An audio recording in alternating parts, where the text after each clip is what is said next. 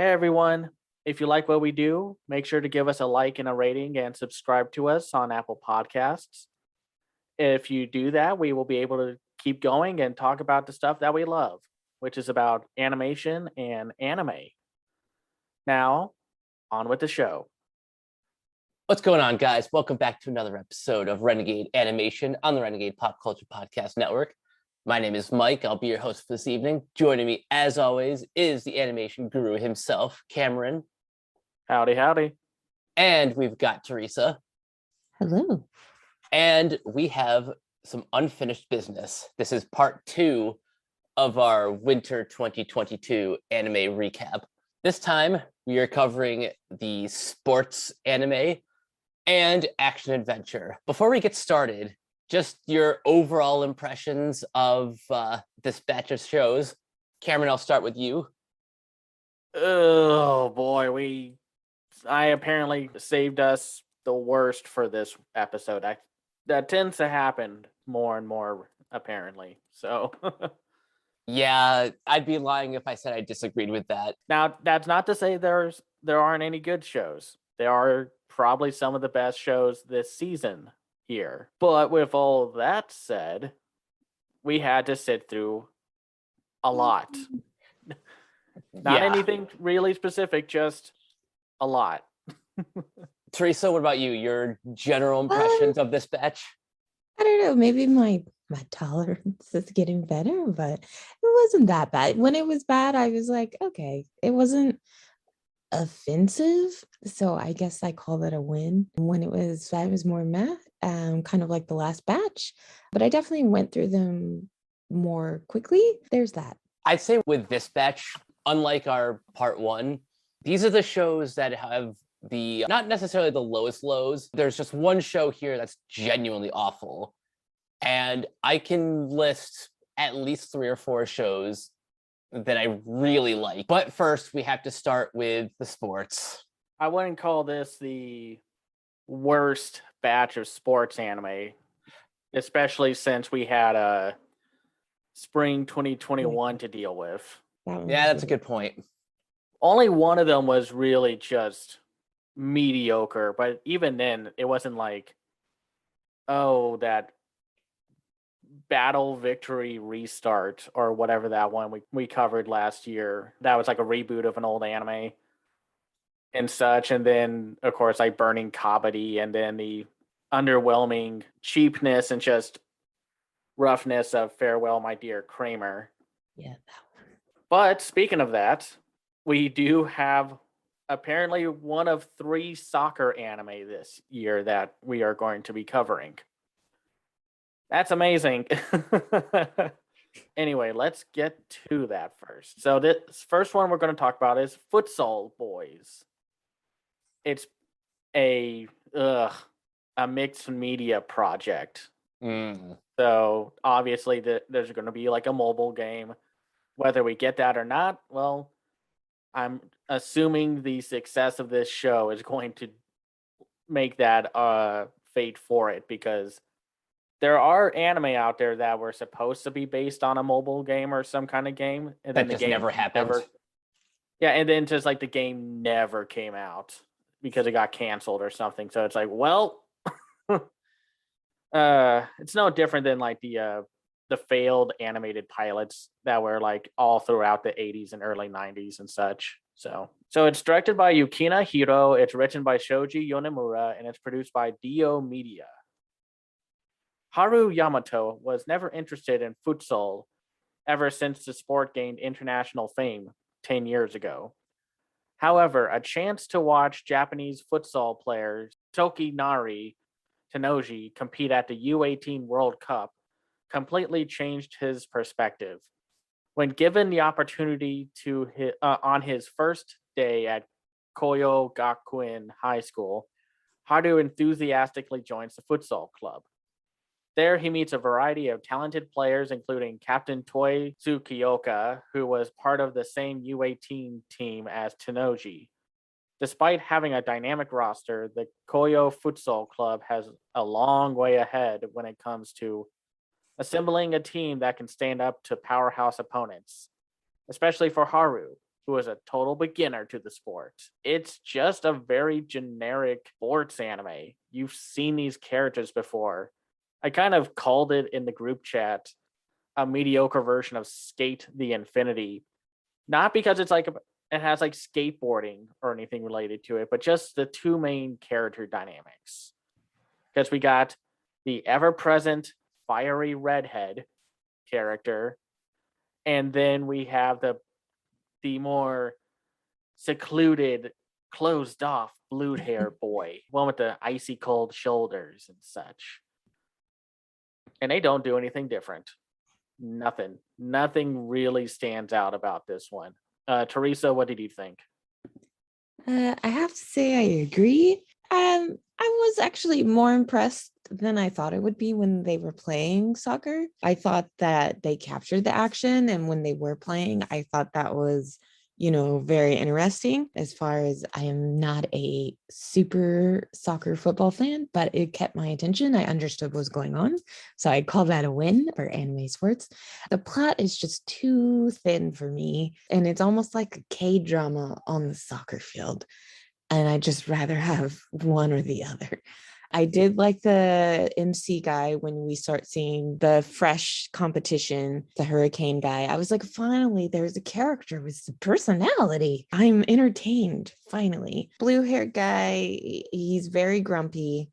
He's a little bit of a jerk. He won't share the ball and he needs to get over himself. I do like the setup of the rich, kind of spoiled politician high school team. They will probably be a good foe if I was going to continue. I probably won't. Some of the characters I was like, who is that again? And then I decided I wasn't going to learn most of the names besides Haru, and I believe it's Sakaki. Haru, red hair guy, I like his ambitions. I like his dreams, and he's a little overexcited, but it gets a little boring and generic after a while, but he means well. So I wasn't like thoroughly bored the whole time, but I was like, it needs some work. It just feels like a show that's been cobbled together by other plots that we've seen before. Mike, what did you think? First of all, I gotta say, it feels so obvious that this is like based on a mobile game or some sort of multimedia project. That's kind of why you see little moments of like a little extra visual flair during this, like the soccer sequences. And that was really the only part that really held my attention, because everything else was really been there, done that. I think the character that I disliked the most was Sakaki, the blue-haired guy. This show just really does a really bad job at replacing hair color for personality. That's really the only way you can tell these characters apart and assume like what kind of characters they are by the color of their hair.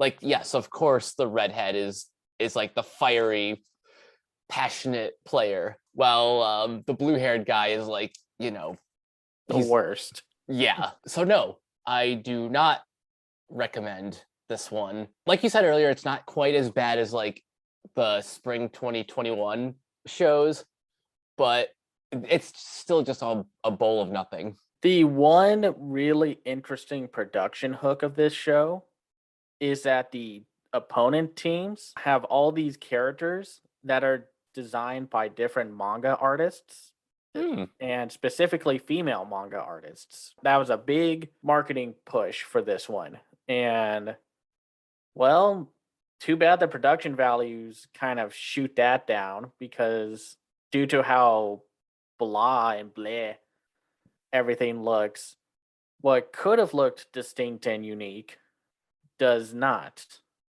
And yeah, I did not like how the soccer ball was pretty much CGI. It at points looked like someone was just dragging it around with a mouse on the screen. And I'm just trying to remember something distinct about the show that's at least worth mentioning. I mean, I think it's kind of funny that they're like, this sport is big enough to have futsal bullies.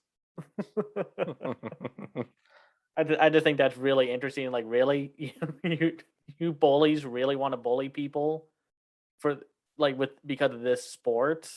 Don't you like? Are you guys like low on the totem pole of bullies or something? And to be clear, when we do these podcasts, we're just talking about our impressions with like the first 3 or more episodes if we decide to watch them. You just know what kind of story this is going to be. And then like there's this one character who has a dark past with the game. And then it with the cliffhanger of the 3rd episode, it's like, oh no, is he going to make it in time? And it's like, you know what's going to happen.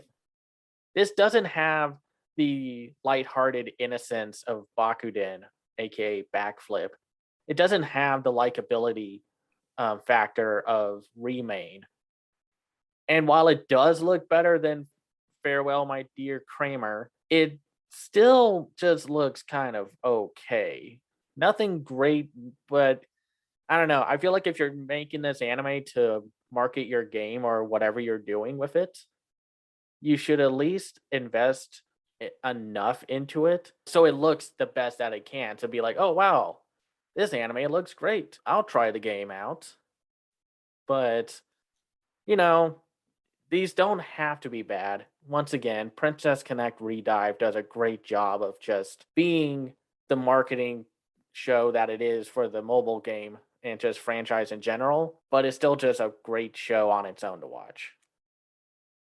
Now, let's get into one that I think everyone was looking forward to because it was going to be by the Akudama Drive team, aka the Danganronpa people. So let's talk about Tribe 9, the other Funimation co-production for this season. Okay. It's directed by Yu Aoki. It's written by Michiko Yokote and produced by Leiden Films. And they are doing 2 of the 3 sports anime this season. Wonder what happened with them to end up with both. Fed up with society, youngsters all around Neo Tokyo formed tribes to find their place in the world. However, group loyalty among them grew fierce and often led to violence. As a countermeasure, the government implemented the XB law, stating that the tribe conflict is to be resolved through extreme baseball. I guess they saw what happened with Hypnosis Mike and decided to say, like, hey, we can do that with baseball. From players using extendable bats to pitchers wearing special equipment, extreme baseball is a futuristic version of the sport with modified rules, less restrictions, and bizarre applications of technology. When a group of youngsters bullies spineless Haru Shirokane, he is saved by an unexpected pair, Shun Kamiya and Taiga. As it turns out, Shun is a star player of extreme baseball who leads the Minato tribe, the top-ranked team in Minato City. Meanwhile, Taiga aims to defeat Shun in hope of becoming the strongest in the sport. In a string of spontaneous events that allow Shun to discover their potential, Taiga and Haru are roped into joining the Minato tribe. As the tribe across Minato City face a new threat led by the mysterious Orijiro Otori, the Minato tribe might just need the power of their 2 new rookies to overcome the clutches of evil. I'll say this, I like this way more than Futsal Boys, but even if you know the people who are behind this, you kind of felt like there should have been more. But we'll get to that. Teresa, what did you think? I do like the other shows they've done, so maybe I'm biased, but it's a little confusing, I have to say. Even as someone who has actually played softball, I'm like, what is happening in terms of the rules? So thank God they eventually explained the rules in the 2nd episode of the extreme baseball, which they love saying over and over again. It started out extremely dark with like bloody bodies piling up, and I was like, do I have the right genre show? I thought this was about sports, but then I was like, I guess it's all connected. The premise, it's a little far stretched, but once I had the rules, I was like, I guess if you want to make peace, why not with baseball? It's crazier things have happened. I do like the umpire kind of, she seems almost like she's the team manager character with the 2 kind of ponytails.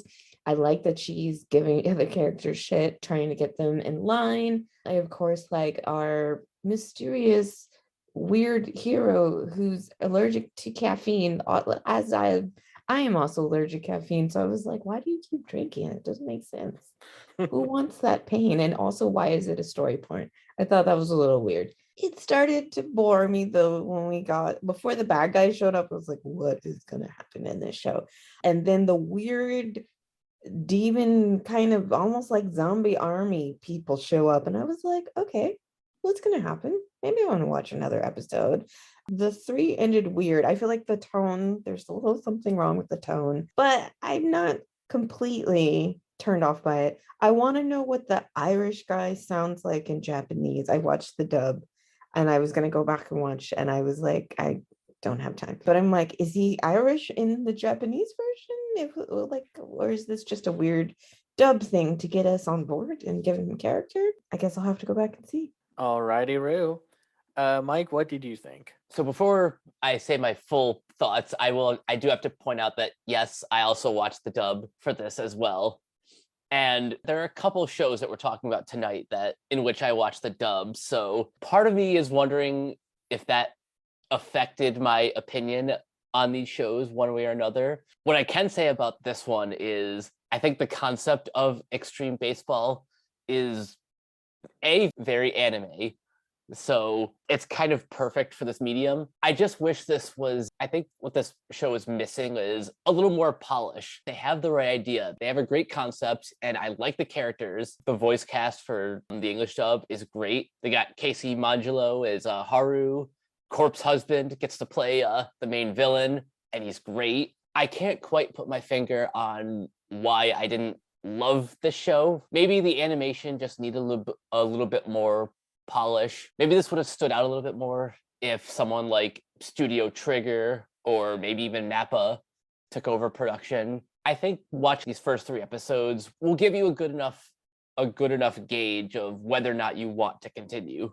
Yeah, I mean, like the main appeal of this show is pretty much what if baseball was made by a 5-year-old? And basically it's like, okay, so these guys, they use mech suits to pitch the ball, and then this guy uses a lightsaber baseball bat, and like if you hit the top of the Japanese tower, that's like an instant home run winning game thing. Like it sounds fun, and it is fun. The characters have their own distinct personalities and designs. Again, this is the Danganronpa people, so of course the design should be there. And yeah, the English voice cast is pretty fantastic.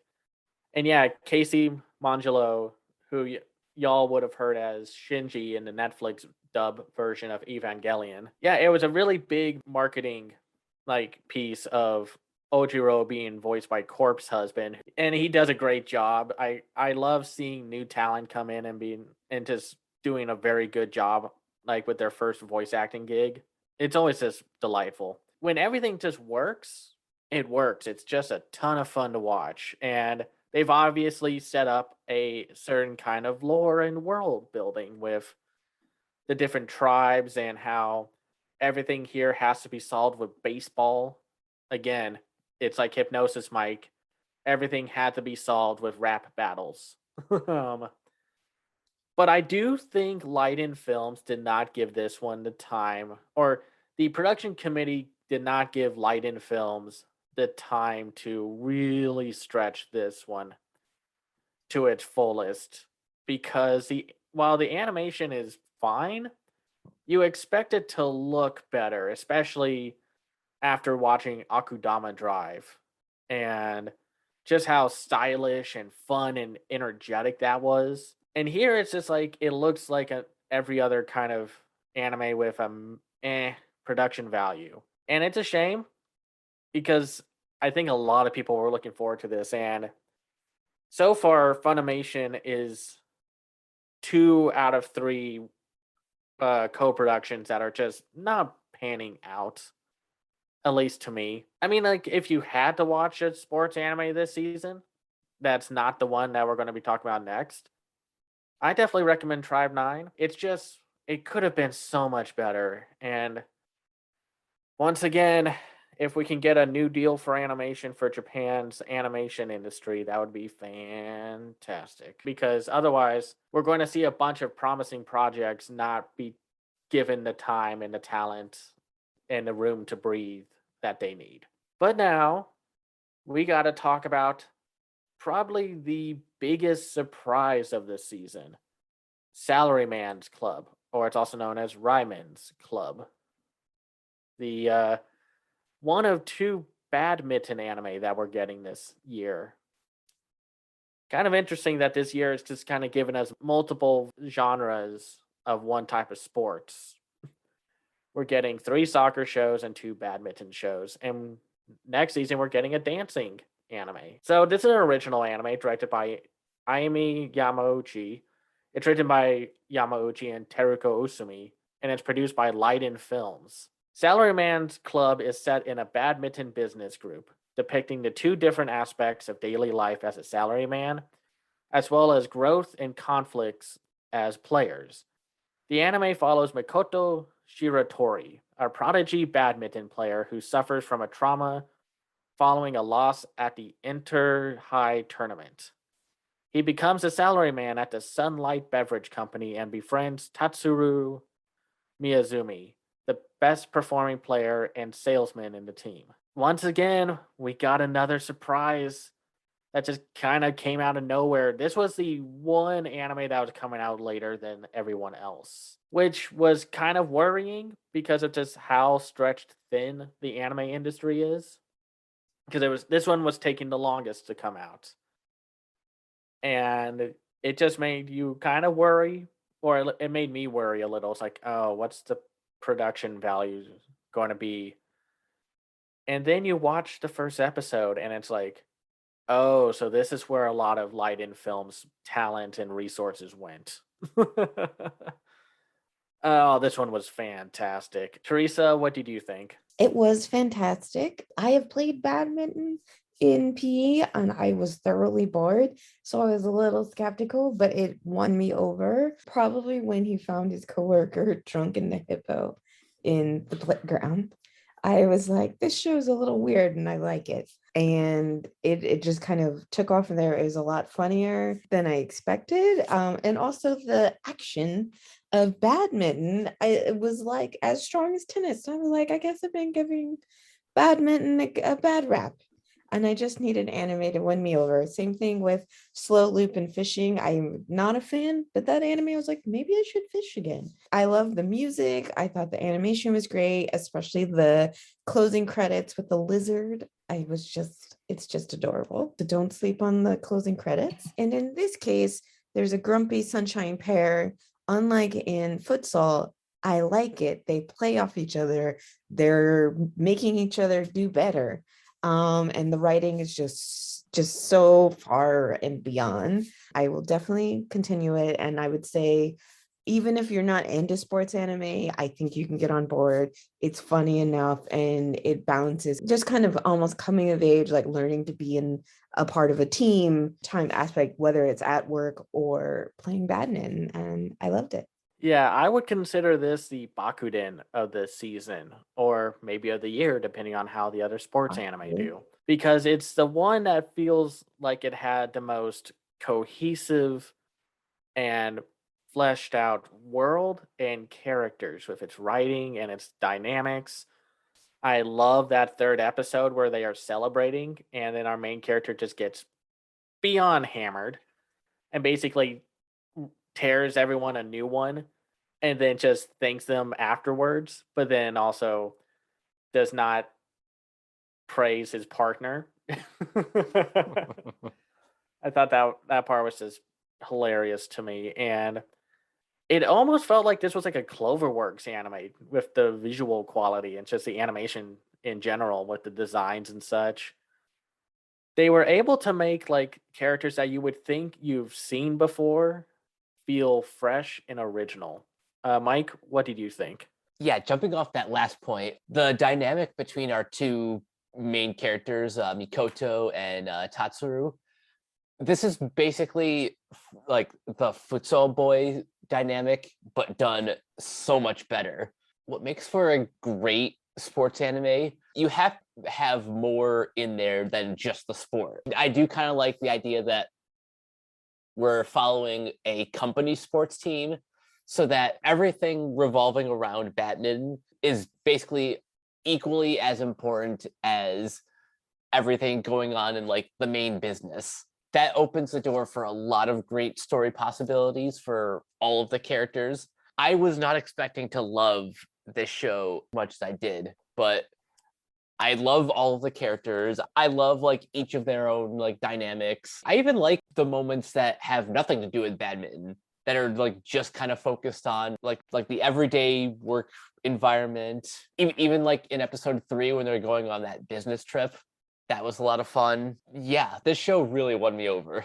Yeah, this show does a great job at balancing the sports and the business side of things, because you would think like, how are they going to balance this out? And yet they find a way to make the corporate side of their life just as interesting as the sport, because otherwise we'd be just kind of waiting for them to get to the sports. And again, it's just like Bakuden. And I had to make sure that like if this wasn't the same team that made it, and it's not. But it's like they took what everyone loved about Bakuden and used that with the likability of the characters, the writing, the drama, the balancing of tone and comedy and characters, and used badminton instead and aged up the characters, because this is one of the few anime that I can think of this season that has young adults as the focus. But yeah, this is a really special anime. I am so happy that this anime exists. I have become consistently impatient waiting for a new episode of this show to drop. And I was so happy, and everyone I've told about this show have put it on their list to watch. So that's a good sign that people have been reacting positively to it, which is more than we can say about this next show. Ugh. We keep doing this. We talk about one of the greatest shows of the season, and then we go right back down to the worst. We're going to start our action adventure section, the worst genre category of this season. Hip, hip, hooray, and just groan in anger. Let's talk about Rusted Armors. Content warning. In the first 2 episodes, there is a lot of transphobic and homophobic moments. Oh, and we haven't even gotten to the CGI yet. All right. So this is a multimedia project that is based on a thing called a 2.5D stage play, which, I thought technically stage plays were 2.5D, but whatever. And it has a set of manga, like 2 different manga. One that's illustrated by Hagi and another one that's by Kairi Shimotsuki. And this anime is directed by Shinmei Kawahara. It's written by Ohine Izaki and produced by Kigumi. Okay, let's get this out of the way. The anime adaptation of Rusted Armors, a multimedia project that first started with a stage play and a manga adaptation. We just said that. Ugh. The project focuses on the relationship between the gun-toting Makoichi, who is the leader of the Saika Iki mercenary group, and the Sengoku-era warlord Oda Nobunaga. Oh my god, this freaking show. That's the synopsis. Just that whole thing. Oh my goodness. Can we stop with the lesson of let's not make more X arms? Just stop it. Quit it. Not into it. Okay, so yeah, I'll start. Sure. When we were going through the first part of this season, I was pretty ready to just say, "Oh yeah, police in a pod and was going to be the worst, or like the strongest sage with the weakest crest," because it has scenes like, oh, this is a sword imbued with magic, but nobody knows how to use it. Are you telling me that these people don't know how to use a sword? You stab people, you poke people, you cut tomatoes with it. It's a sword. Stop using it as a doorstop. And I'm sure the show meant that nobody knew how to use the magic of the sword, but still. It's like if that was just going to be the worst that we had to deal with, I was ready for it. I was fine with that. I was ready. Like I was willing to accept that boring and mediocre were going to be the worst of what we'd have to deal with. And then Rusted Armors came in and said, "Hey, hold my beer. I can be so much worse." Teresa, what did you think? Not my favorite. Um, that's for sure. Yes, I was just so confused with the transphobic because I was like, why? And then they just never, well, in the first 3 episodes that I saw, they just kind of don't really talk about it again. And I'm like, what was the point? I will have to say that yes, the animation is terrible. And I feel like they should have known other shows that had the bad animation.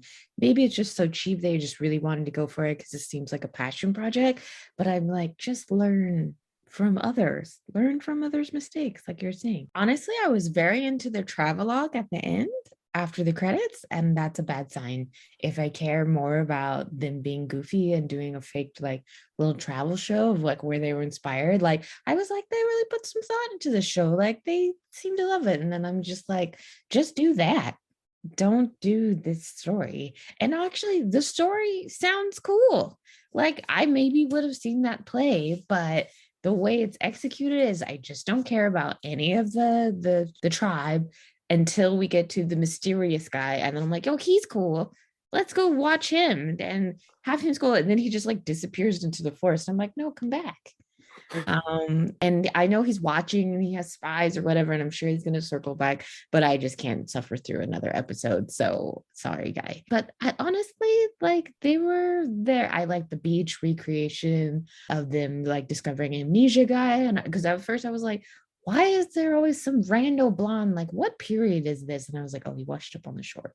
Okay, I get that. And I like the historical kind of nods saying like the conquistadors are coming. And I like magic in my swords and things like that. Like I love Inuyasha, but just everything was bad. So I don't recommend it. I can't with good conscience recommend it to anybody. Oh gosh. And you know what the worst part is? We are with another situation where the main animation production company, Kigumi, have never worked in anime before. Oh, that's why they didn't learn lessons. No, anime industry. I Yeah. know the apparent demand for more anime is apparently big enough to keep burning out your animators, but this is only going to make things worse. And I don't care that one of the main characters is apparently voiced by someone who was in like either My Hero Academia or Demon Slayer. I really don't care. And yeah, those travelogue things are just weird. It's just like, okay. I thought it was kooky and I was like, well, it's entertaining. Yeah, it's the most entertaining part, at least. But man, ugh. The CGI, while looking slightly better than what like X Arm and what was that other one from the fall lineup, Tesla Note, Yeah. because the mouths actually move differently, and it looks like they actually tried to put in like the right data and like compositing for the animation at least. But everything looks like they just ripped a PS2 game, like from like that time period where the PlayStation 2 was just like the experimental dumping ground for different art styles and types of games. And it's like they took like these models from a cell shaded PS2 action game or something, and then just plopped them against 2D backgrounds. And then the villains look like something from Fire Emblem. Mike, what do you have anything to add? Really, the show is just, it's bad. It's not as bad as like X-Arm, because that will forever be the brown standard of like this 2.5D animation. At least while the DG character models look bad and awful, at least they're more consistent than the ones in X-Arm. But like, if that's the only praise I can give this show, other than, yeah, I was kind of entertained by the silly travelogues. Other than that, the show, no matter how interesting like the story was trying to be. I just like the animation was so bad on top of the random transphobia in the first couple episodes that again never gets brought up again after like the third episode. I can't keep doing this each season. Like after X-Arm, after Tesla Note, like guys, you got to get your shit together. We can't have another one of these. And I don't care anymore that people find these fun to watch. I'm sorry, but hate watching does not give the right response to the industry because, we had that disastrous, infamous Ari Ferretta adaptation.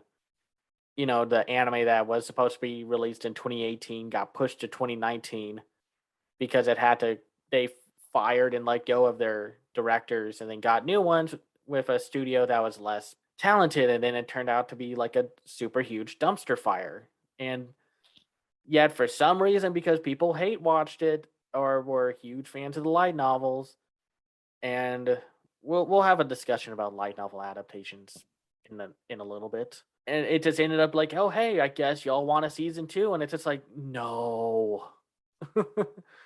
I'm sorry it didn't work out the first time, but stop trying to replicate this stuff. Stop replicating X-Arm. X-Arm was a failure. The manga that it was supposed to advertise got canceled 2 weeks before the show aired. So now the production company and committee were stuck with an anime that nobody was going to watch or like. And considering that it has a 3.24 on my anime list, everyone has had it. Not even hate watchers are going to tolerate this. And then the writing is just not good. There's that one scene where it does like a flashback with one of the main characters meeting the lead character for the first time, and he's like, "Okay, he washed up on shore from the ocean. I gotta resuscitate him, but that means I gotta put my lips on another man's mouth." And he was like hesitant to do so, and it's like, dude, put down your macho card for a second and help this person out. Otherwise, you are looking like the worst person in the room right now. This is just the worst anime of the season, and it's easily going to sit at number 1 for the worst anime of the year so far. Oh yeah. At least Police in a Pod had the 2 lead characters. At least Futsal Boys was not a giant train wreck. At least The Strongest Sage with the Weakest Crest knew what it wanted to be, a soulless power fantasy. At least it committed to that. It's not trying to do more than what this show is doing. Let's just move on to a adaptation that a lot of people were looking forward to because it's just based on a manga that's amazing to look at. Just wow. And then just crashed upon landing. Requiem of the Rose King. CW, there's a lot of attempted rape. Heads up going into it. And yes, it's based off of a Shakespeare play. I guess apparently people are like, well, you should expect that. And it's just like, oh, come on, guys. No. You didn't have to make it so frequent. Anyway, it's based off of the manga by Aya Kano. And the adaptation is directed by Kentaro Suzuki, written by Hiroki Uchida, who we're going to see a whole lot, and produced by JC Staff. Oh, golly, JC Staff. We were just defending you for Sing a Bit of Harmony, and then you make this happen. The crown of England has been hotly contested throughout history, and in the Middle Ages, a serial of great civil wars became known as the War of the Roses.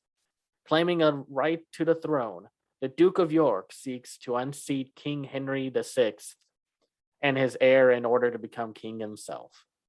On a dark day filled with many ill omens, the Duke gains a son, Richard Plantagenet, third of his name. Neither male nor female, but instead possessing characteristics of both sexes, Richard III is immediately reviled by his mother. Her hatred defines his childhood. leading to a deep disgust towards his own body and an adverse reaction to being called a demon. Yeah, we'll get to freaking that. Richard grows up troubled by visions of England's former foe, Joan of Arc, who taunts that he will bring ruin to all who know him. He believes that he can attain salvation by helping his father achieve his destiny of becoming the king. However, cursed by the expectations of both his mother and Joan, will Richard's actions instead drag his family down into darkness? Definitely dragged the adaptation of the manga down into darkness. Teresa, what did you think? Yeah, I fell asleep on this one a bunch, so not a fan. I struggled. The whole first episode was moving very quickly, and I was like, am I supposed to know this? Is this like common knowledge history? And then I was like, no, it's not. So they should slow down. I like, kind of like that what we watched last season with like the little boy king, and he's like trying to prove himself. Like, I Oh like yeah, ranking of kings. underdog. Yeah, I like those underdog stories. So I was like, give it a chance, maybe. And I'm not afraid of like witches, magic, like all of that on the surface. I was like, okay. But then when they're really tapping into the transphobia, just calling the demon because he doesn't look the same, I was like, I think I'm almost out. And it had barely started. And I was like, this could have been done well. And it just wasn't. I feel like there was like something to explore and like update from the play, and possibly maybe the manga's better. I've not read it, but they just kind of slapdashed it in there. I wasn't sure who he's talking to, like the people saying, I was like, are these voices in his head? Are these real witches? If it is real witches, I want more. It's not quite enough explained. And then it's just like war. And then the third, when they've sort of won, and the sneaky lady shows up, then it's like weird Sex in the Woods. And I was like, oh gosh. I thought we were moving past the offensiveness. And I could see how some people could be making excuses if they know the source material and things like that, and it's medieval times, but there's an opportunity to update, and they didn't.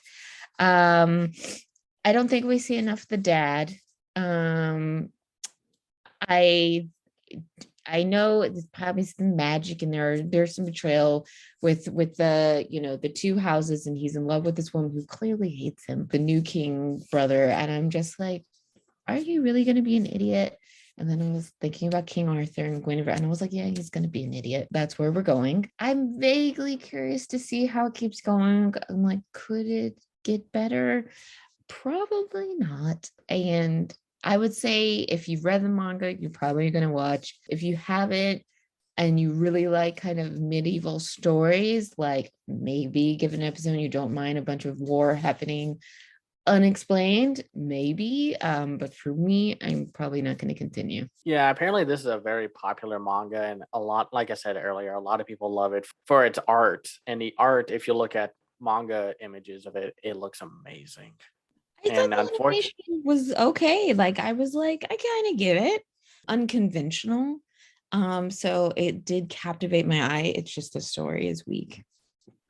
That's the problem. And I know this manga is based off of, again, Shakespeare, and yet they really just wanted to fill in so much tragedy like every 5 minutes. It's like our main character gets out of one situation. He's like, okay, can I breathe?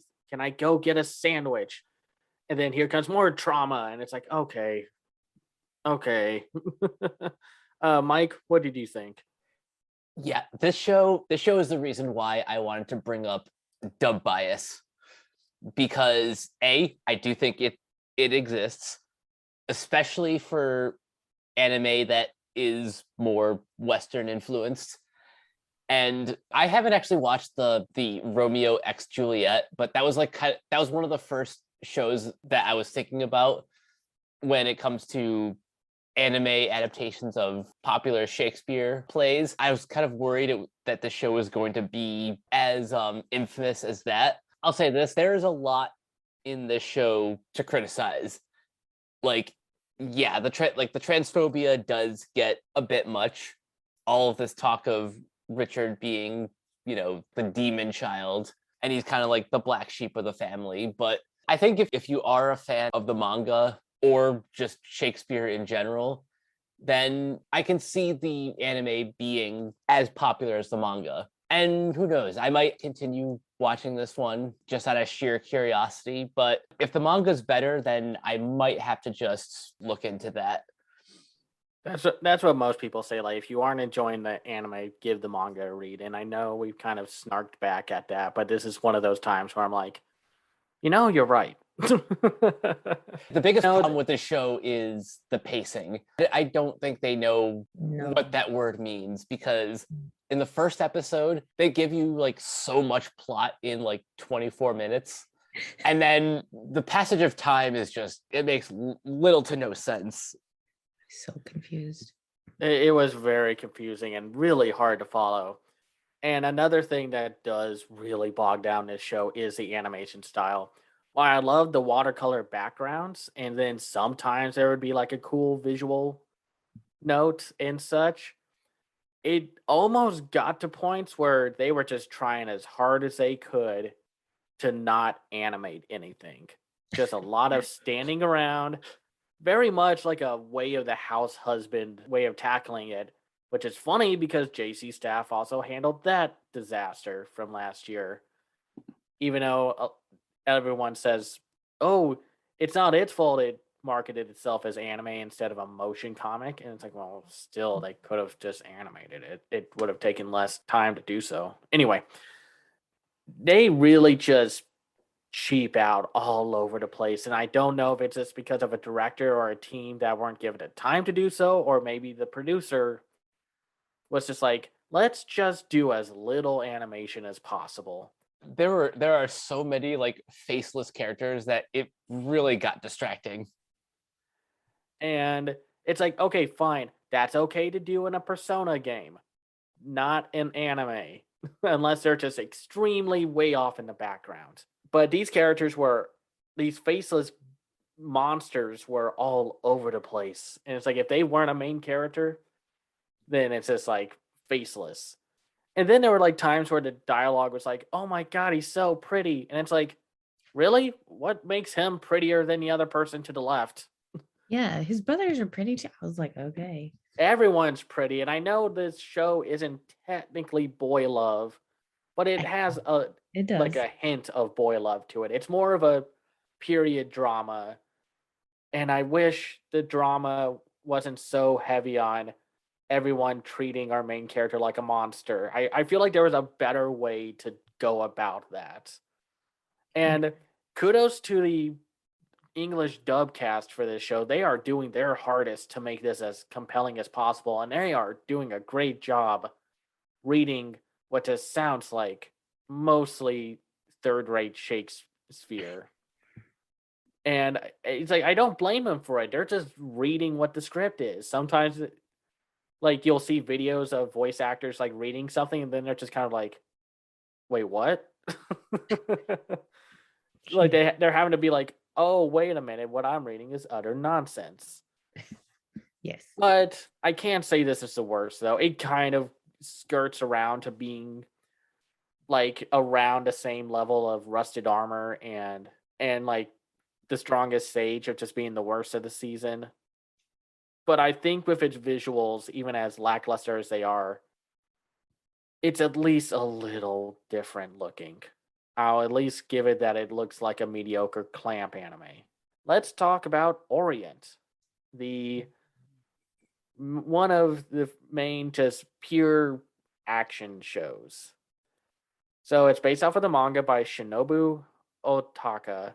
It's directed by Tetsuya Yanagisawa, written by Mariko Kunisawa, and produced by ACGT. Freed from the rule of samurai 150 years ago, the people of Hinomoto lived peaceful lives and revered their liberators, demons, whose true forms remain elusive as gods.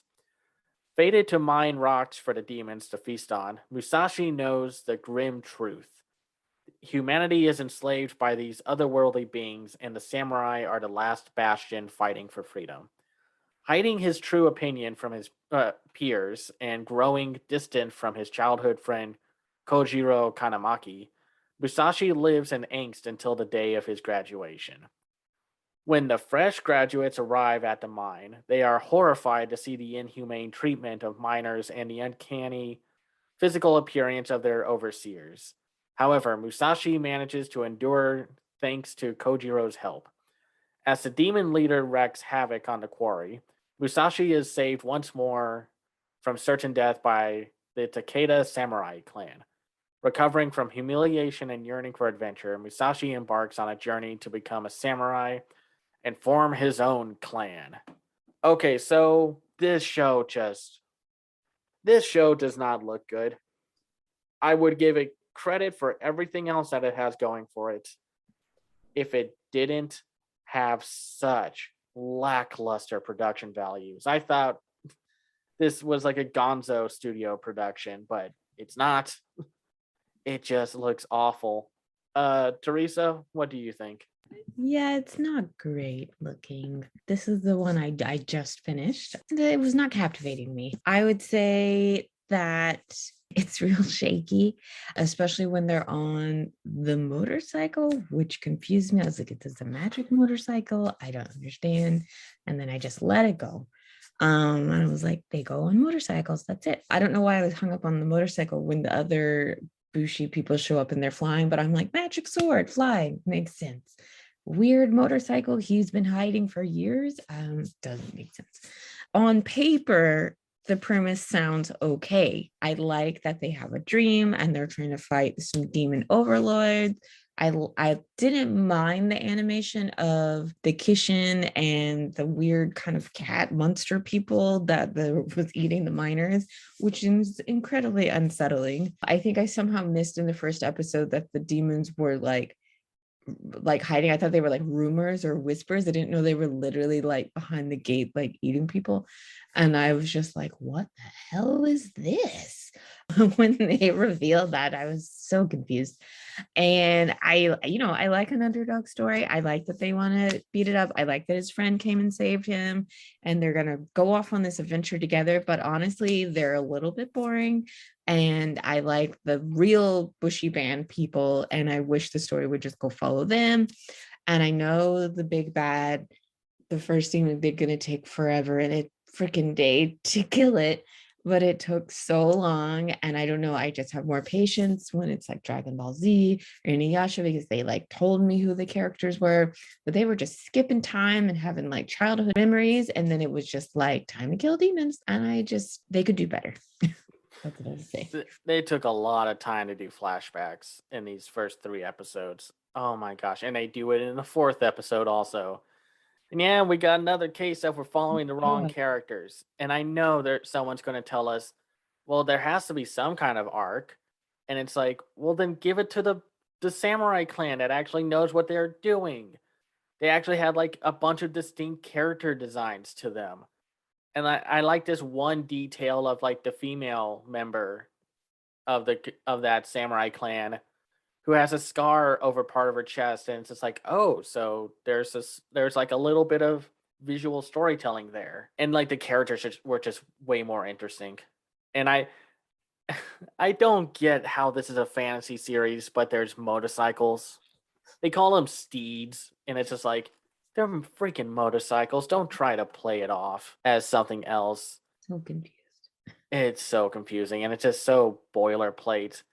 If it didn't have such a bop of an opening theme song, I would have just thrown this in near the bottom, probably around Requiem of a Rose King. But because of the opening and a few little story details that you find out in the first and 4th episode, kind of saves it, but it's still very mediocre. We haven't really hit something yet that's just okay in this category. It's really just the action adventure category has just been a disaster so far. Mike, what do you think? I think the biggest problem with this show is that for as gonzo a concept of like steeds that are motorcycles, I don't think the show is fun enough. Not every show needs to be like Gurren Lagann or Konosuba or like, something with that like high octane energy. but this just like doesn't have that. I'm sure if we were following like the other, what do they call, like Busho or Bushen or Just call him Samurai. Samurai? Yeah, sure. If we were following like that group, we would have like a completely different show. Probably one with a lot more gusto, more kinetic energy that this just like doesn't have. That might be a tone problem, that like sometimes the show takes itself a little bit too seriously, especially with the dynamic between the two best friends. I wish this had more life to it, because it feels like it's kind of like going through the motions. That's not really going to engage new audiences. Now, again, I'm only talking about the first 3 episodes. For all we know, like episodes like 4 onward could be like infinitely better, and this like becomes one of the greatest shows of all time. But judging only by the first 3, I'm not feeling this one. Yeah, no, I don't think anyone is feeling this one. I rarely hear anyone talk about it, but apparently it's getting a dub, you know, before Tokyo 24th Ward, but you know, we'll talk about that some other time. I just would forgive how boilerplate this action show was if it didn't look so bad. And this studio has made pretty decent stuff before, like the Kino no Tabi anime, or like the Initial D show, like series, or a few other shows that they have under their belt. But like the characters all look so ugly, especially background characters. Oh my goodness, the background characters look, or secondary characters look awful. And the end of lackluster animation is underselling the action. I mean, how cool would it be to see a main character with this cool double-sided pickaxe scythe thing, and yet it's not as cool as you would think it is.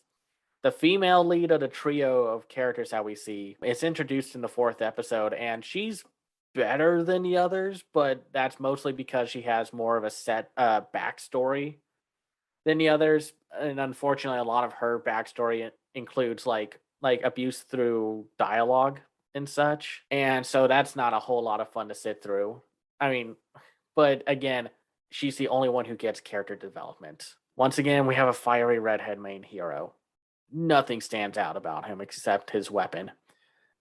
And at least the other male lead has blonde hair. He's not just a blue haired boy who's just sad and grumpy all the time. So, yeah, it's just kind of interesting. I wish they delve more into how the demons had like a focus on like the propaganda aspect of like how they've basically tricked and mind controlled the humans with propaganda to say that the demons are their saviors, but they don't.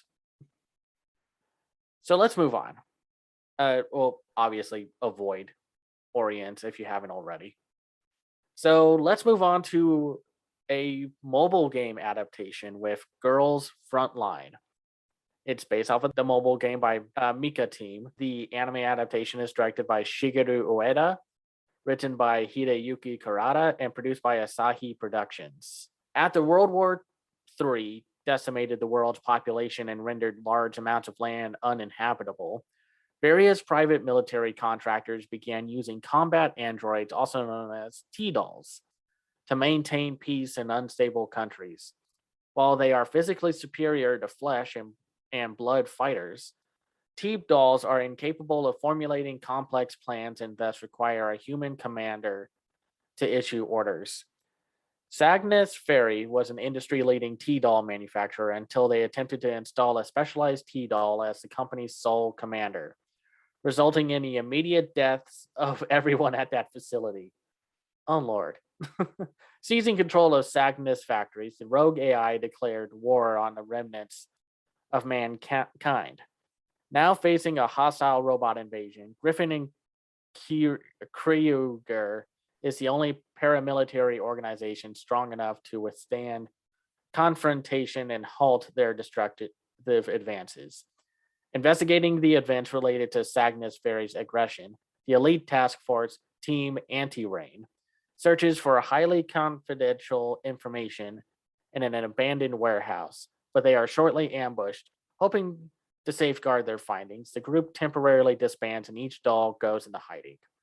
Meanwhile, the lazy but gifted Gentiane is hired by Griffin as a rookie commander and given her critical first mission: track down Team Anti-Rain and recover the classified data before Sagnus Ferry can. So we do actually have this game. For once, we have the mobile game. And for one that is as popular as this one, you would also think they would get like the best people possible for this project. They did not. So, Teresa, what did you think? Thank you for telling me this was a mobile game, because that makes the opening credits make more sense somehow. Because I was like, what is this show? When I was watching it. I will say that it won me over by episode 3 a little bit. I like a plot where like the machines are rebelling, like in Terminator, and there's humans working with machines together to like show you humans are important and we should not be massacred. I was very confused in the first episode who was giving orders and who they were talking to, because I was like, aren't these robots? Where are the humans? What's up with this? They're just all these angry doll maid ladies killing everybody. The once I got past the opening credits, I didn't mind the animation. It's just okay though. I do like the advanced dolls, even though they keep beating them. I'm like, are they going to keep beating them? They seem pretty intense. I do like the commander and her little story and how she cares about the dolls. She doesn't want them in. I don't know why everyone thinks that's so weird, because don't you want, even if it's a tank, not to get destroyed? Like, don't you want to save money? Like, I don't know. I was like, isn't it expensive to keep making these dolls? I don't know. Maybe private military, they don't care about spending. I'm vaguely curious to watch another episode. I would like to know, what's up afterwards. I just feel like there's just like one really charismatic character really keeping me. Like, all the characters are just okay. I like their tenacity on paper. Some of the dolls are a little obnoxious, especially the doll who's scared of spiders. I was like, what is that? I like how they have personalities. It's a little like robot Sailor Moon with like no theme song going on. So, I'm a little curious. There's lots of other things you could watch first, but I wouldn't say it's horrible and it's not offensive. So that's a win. I think what's kind of weird about this show is like a lot of these dolls all have like varying degrees of cosplay costumes on, and they all vary in degrees of skimpiness. Yes. And you kind of, I don't know, maybe it's just me not having played the game. I was expecting this to be a lot campier than it was, or a little pulpier, Yeah, or it's what real have you. serious. It takes itself way too serious. This is basically like a competitor to try to beat that anime from spring 2021, 86. Yeah. And it almost feels like the same show, especially down to the commander who gets emotionally connected with the dolls and such. I think the animation could have been better for all these gunshots and what have you. It feels like because there was that time period in movies where someone would shoot like a gun and then they would cut to someone else falling over where they get shot. They never showed the person shooting and the person dying from the shot in the same shot until like the Clint Eastwood and spaghetti westerns, where they were like, oh, we weren't supposed to show the people getting shot and the people shooting the people getting shot on in the same time. Well, nobody told us that. But the English dub also is doing its best to make this world seem more interesting than it is. And I can at least say that so far, while the maid robot enemies, the ones with the machine guns and such, where they have to lift their dresses up for reasons, Yeah, that's it's a little like it's offensive. not as lewd as you would think it would be, but maybe just because we haven't seen the worst costumes yet from the certain dolls. Because I've seen the wiki of the game, and it's like, oh no, please don't use that design. In part, cynically, part of me thinks that they just used the safest designs because they were the easiest to animate. which I don't blame them, especially with the anime industry and such.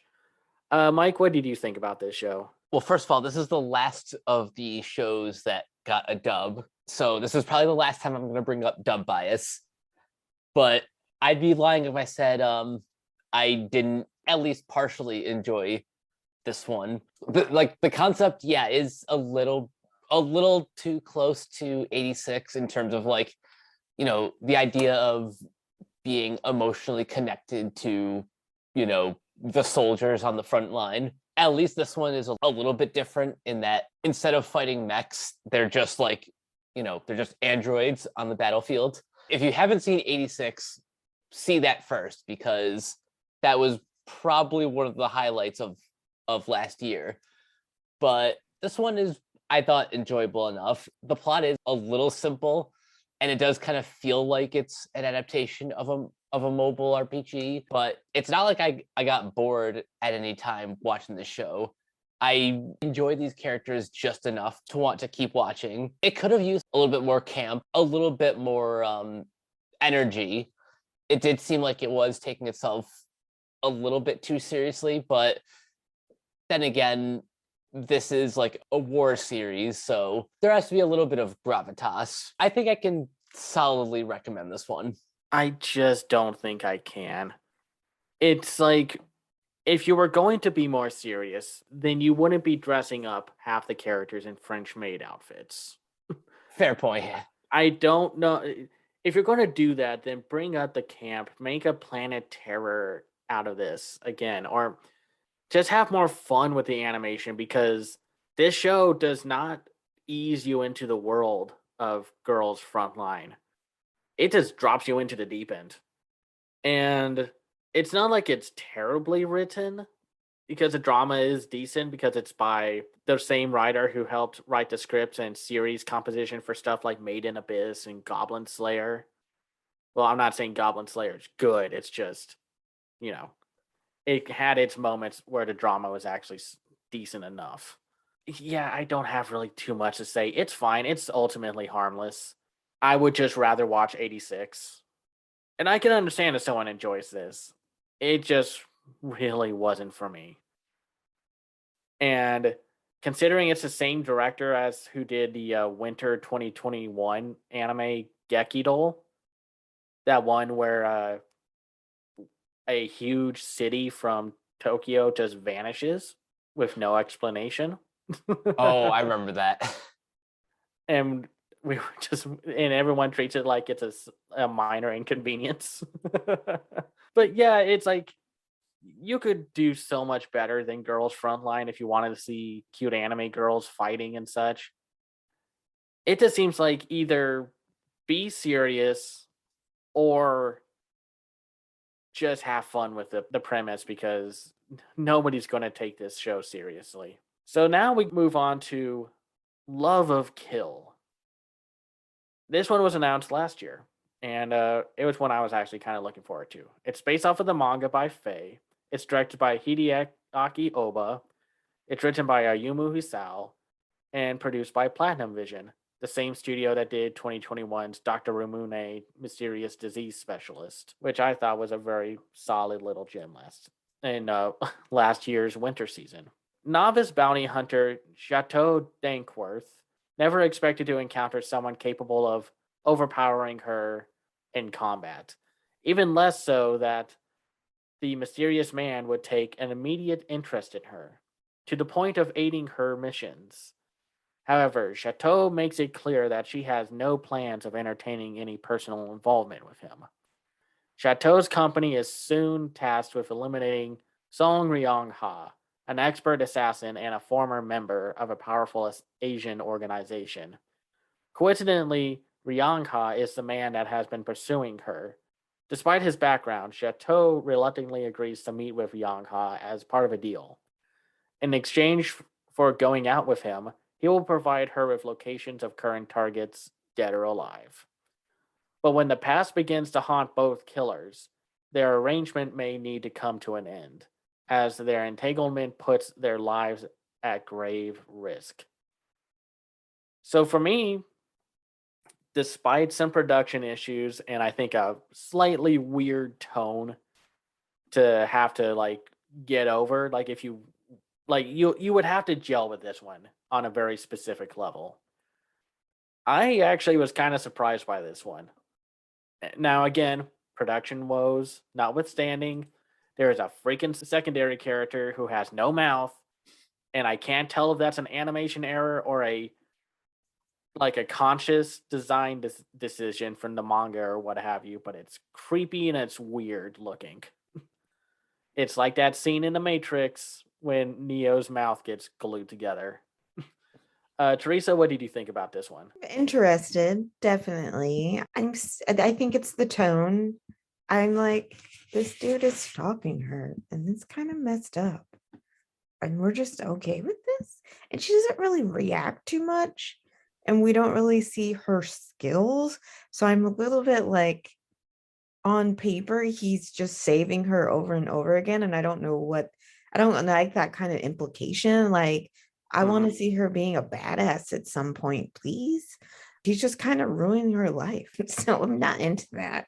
Right. And obviously well, this guy's already is. I was like, I don't know why I'm trying to give this guy, like, he's stalking her for sure. He's a psycho assassin. He doesn't care about killing people. He'll do it anytime. So it's like, of course he's weird and inappropriate. He's hugging her, he's smelling her, which at first I was like, no, don't touch her. But then he's kind of like, you're the only person that doesn't smell putrid. And I was like, I guess that's interesting.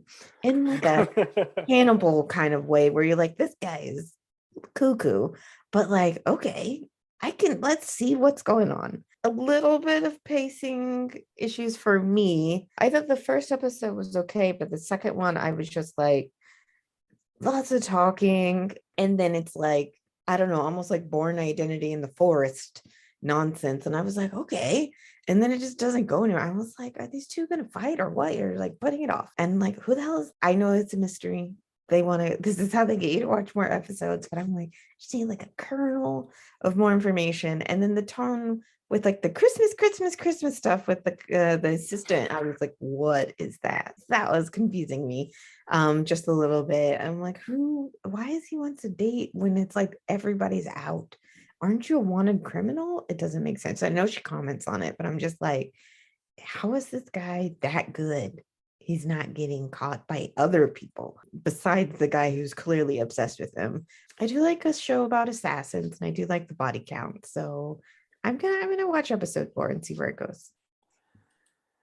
I think this show does a few smart things to kind of help negate the fact that this character is downright stalking this poor detective. They never frame him as like the good guy, or she never has a moment where she's like, maybe this guy is a cutie or something like that.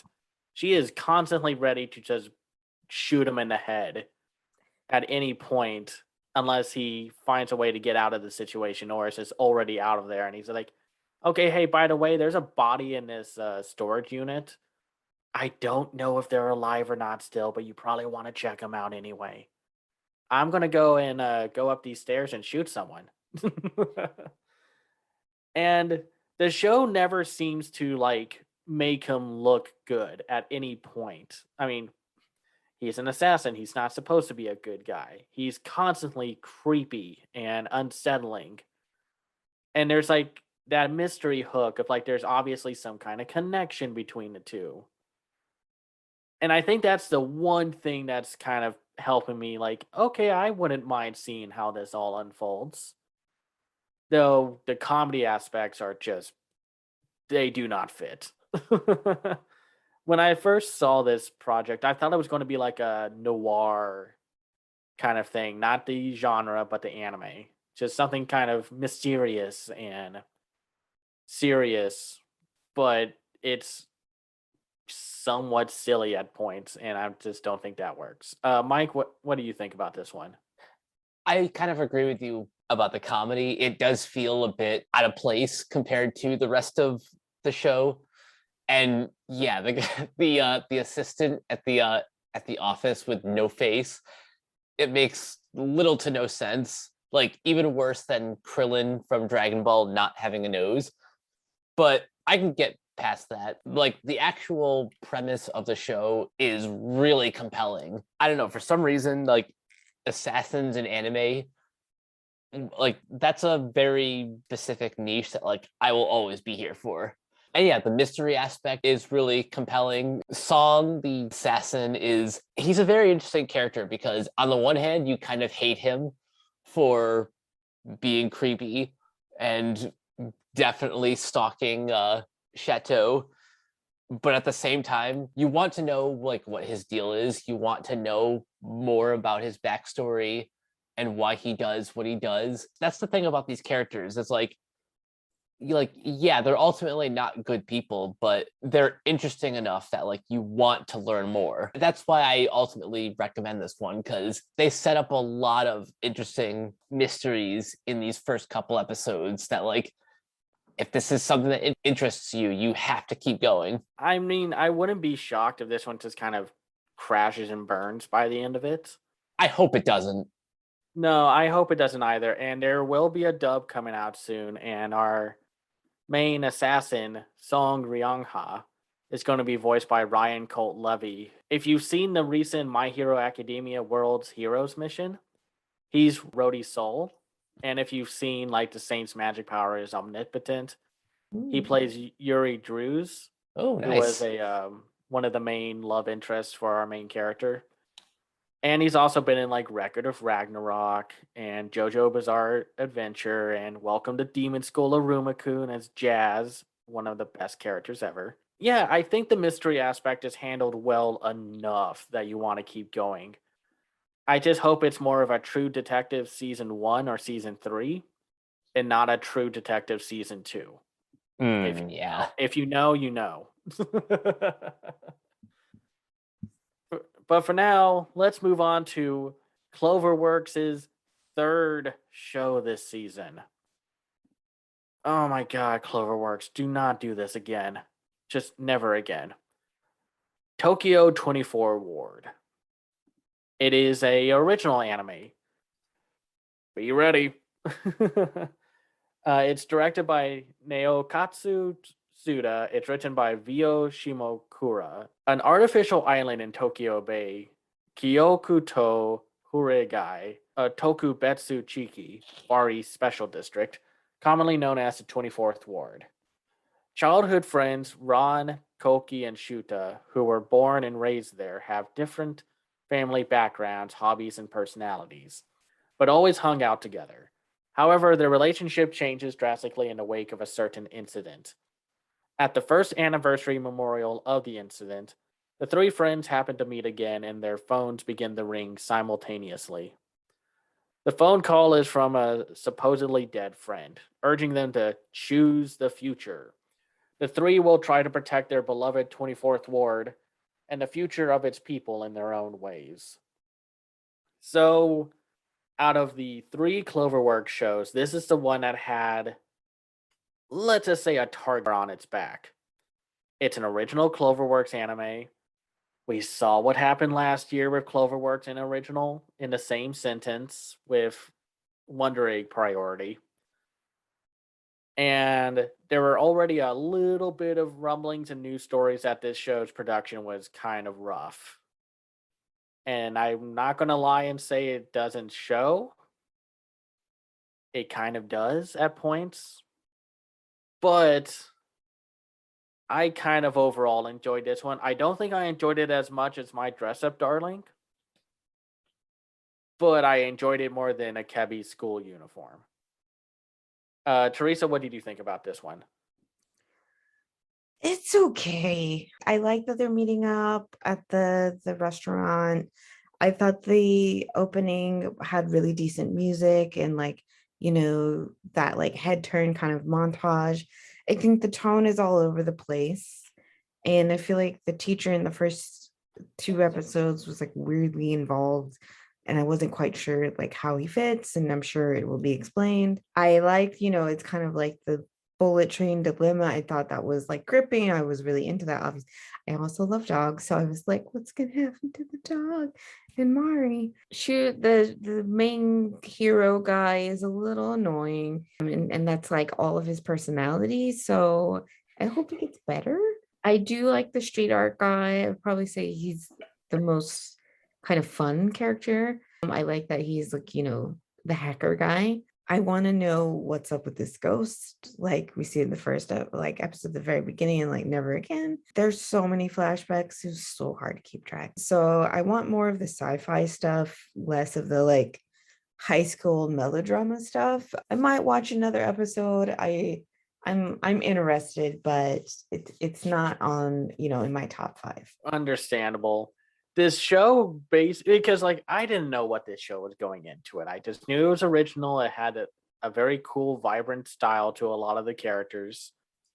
The, the the trio of main characters are called RGB because one of them has blue hair, one of them has red hair, one of them has green hair. Subtle. But it turns into basically anime Minority Report. Basically, they get told, hey, something's going to happen, and you can either do this but suffer this consequence, or do this but suffer this consequence. It's basically a show that's reliant on the whole trolley problem of just like you can save one and let multiple people die, or kill one and save multiple people. And I went ahead and watched up to episode like 5 or 6. It's like it wasn't like the most recent one, it was like the second the most recent one. And I'm not going to spoil anything. It actually does get better. That second episode is really rough, and that's after the fact that the first episode's an hour long. And then I kind of understand what they were doing with the second episode, where they were just kind of doing world building and history and such, of just like cherishing the past. It definitely picks up at the third and fourth episode. It starts to get a little more interesting. The sci-fi elements hit harder, and the writing and the characters get better as it goes on. But I am very much worried about how this one's going to make its landing. Mike, what do you think about this one? I'm a little bit worried that this won't stick the landing because, Cloverworks has a reputation, but we'll cross that bridge when we get there. For now, I actually really enjoyed this. I like how the first episode, you mentioned it's an hour long, but they really do put in the work of like establishing our main characters, their personal history, and all of that. The main climax is a literal trolley problem. That's pretty much like what every episode is, or at least episode 1 and 3. 2 is really just meat and potatoes exposition. I like the dynamic between these characters. I wish they would argue a little bit less and, get their act together and be the heroes that they clearly want to be. I'm interested in this world. I'm interested in like the communal aspect of the, I guess it's like private island or something. There's a lot to like about the show, but I also am worried that the show isn't going to really stick the landing, and it does kind of take a while for like the bigger picture to really reveal itself. You get a little bit of a tease at the end of the third episode, and I do want to keep going to learn a little bit more about what's going on. But for now, yeah, I definitely recommend this one. I think I'd recommend it more if it just knew how to pace itself better. I kind of wonder if they could have gotten a lot of this done with not making an hour-long episode for the beginning. I kind of understand why they wanted to set everything up. And when, you get that Cloverworks charm and animation polish, it looks great. Oh, yeah. But I do think it looks kind of the weakest of the bunch. I don't know. It just seems like My Dress Up Darling had a lot more of its resources put into it, because it's like you had to make the characters super expressive and very likable, and the main female protagonist is like has taken the internet and anime community by storm with just how likable she is. So, and this one, it's just like like Tokyo 24 Ward looks good, but I wouldn't say it looks any better than most of Cloverworks' other anime. I don't think it looks as good as their work from last year. I'll say that. I definitely like give it a soft recommendation. So far, it's kind of like a 7 out of 10 or a 3 out of 5. But such is the action adventure category for this one. It's mostly 3 out of 5s or less, except for this last one. And I am so happy this one is doing actually just amazingly well. Sabikui Bisco. It's based off of the light novels and manga by Shinji Kobuko. It's directed by Atsushi Itagaki. It's written by Sadayuki Murai and is produced by Oz. A plague like wind blows across the arid, sandy expanse of a post apocalyptic Japan. As it sweeps over the living and non living alike, rust is all that remains in its wake. The cause of the catastrophic state of the world is believed to be mushroom spores. And no, we're not heading into the Last of Us territory. For now, hopefully. Bisco Akaboshi, known as the man eating mushroom, is a wanted criminal archer whose arrows instantly grow mushrooms wherever they land. However, he is in truth a mushroom protector, a person who spreads fungi in order to enrich the land and return it to its previous state. Alongside the crab Akutagawa and young Dr. Milo Yanagi, Bisco ventures through the wastelands of Japan, searching for the legendary Sabikui, a Panacean mushroom said to devour all forms of rust. I think I needed to see this anime the most because as we started doing these recap episodes, I got a very narrow minded viewpoint of what light novels were. They were these power fantasies with a slightly adult edge, which is why most of them had harem and little fan service material stuff. And they were all very boring, which is not true. There are a few good light novels out there, but Sabikui Bisco seems to be like one of the few that seems to want to buck the trend of light novels because this show feels like it should have come out during the time period of like Cowboy Bebop, Trigun, that one stretch in the 90s where anime was able to get out of the rut and the quagmire of being ultra violent, rampantly misogynistic OVAs and such to be like, here's an interesting world, and it's not just copy pasted from Fist of the North Star or Mad Max. I freaking love this show. We'll get into it a little more as we all go around talking about it and gushing about it. Teresa, what did you think about this one? Yeah, I loved it. I love our character Bisco. He's the little in this case, don't mind fiery redhead. It's great. I like the whole first episode where he's posing as the monk. Definitely gave his like reveal a little bit more punch. I like Milo. I'm not sure about the Milo sister relationship. Not that it got explored that much, but it got a little weird when he falls on her boobs when they were fighting, and I was like, this. Don't do that. I like that they call him Dr. Panda. I thought that was really cute. I like that there's like a whole mystery of like kind of who, around the mushroom and the rust and like the government cover up like element. I thought that was really great. And I just freaking love all the mushrooms exploding everywhere. It looks freaking cool. Javi is the best old man mentor. I hope we see more of Javi. And Milo's sister really has a bee in her bonnet and she needs to listen. But I love the OP. I can see how it kind of is a little reminiscent of like Trigun and those other series of like really hyping it up. But yeah, I'm all aboard all the episodes, please. And must we forget the best crab in anime? Their trusted Yes. companion. I was like, you're making this crab look really cute. And I don't know how to Even though it's like the biggest crab ever. There are like monstrous creatures in this show, and yet the crab looks the cutest. They definitely got down how terrifying hippos can be. Yes, and But look, without the their guns attached to them. horses. I thought that was cute too. Yeah. No, that was a fun scene seeing Bisco pick one up and just toss it anime style. And I think that's what I kind of like about this show. It has its little bits of anime nonsense, like yeah, the whole brother sister part where she knocks him out and it's just like, oh, she just happens to fall on her boobs, and it's like okay, but the show doesn't like, at least for not what I've watched, and I've almost watched all the episodes of it, is very what's the term, light on that aspect of anime nonsense.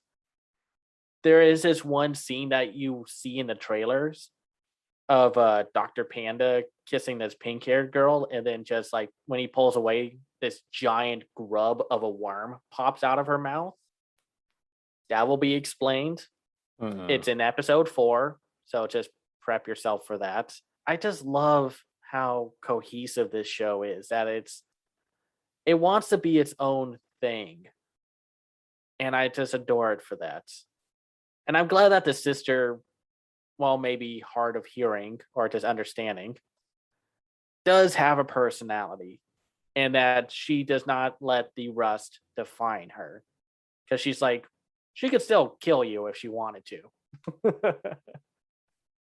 But it also kind of reminds you of something like Sakugan in a way, where it just has this cool, really well crafted world around it. Mike, what do you think?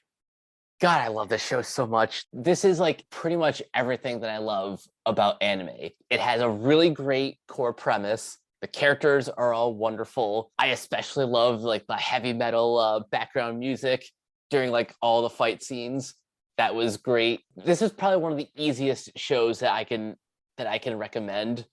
You know, especially if you're one of those like old school anime fans, you know, like you mentioned, shows like Outlaw Star, Cowboy Bebop, Trigun, you know, those classics. This kind of feels like it's standing on those shoulders. I also kind of love how both factions kind of see themselves as like the heroes of the story.